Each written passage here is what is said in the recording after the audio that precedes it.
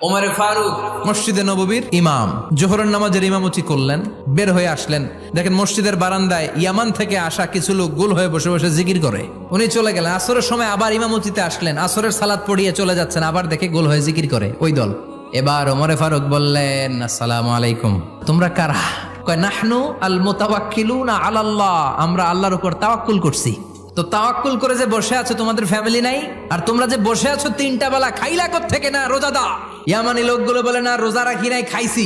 ওমর বলল বড় আল্লাহর ওলি খানা করতে আইছে। আমাদের জিকির আর বুজুর্গি দেখে আশেপাশের লোকজন খানা দিয়া গেছে। ওমরে ফারুক বলে তাইলে তো তোমরা মিথ্যাবাদী, তোমরা আল্লাহর উপর তাওয়াক্কুল করনি, তোমরা হচ্ছে একে অপরের উপর নির্ভরশীল। তোমরা জিকির করার তাকায় থাকো, বাটি আসে কোন দিক দিয়া? আল্লাহর উপর তাওয়াক্কুল এটা নয়। এখনই মসজিদ থেকে বের হয়ে যাও। এরপরে কোনোদিন নামাজের পর গোল হয়ে বসে থাকতে দেখলে পিটায়া মসজিদ থেকে তাড়াবো।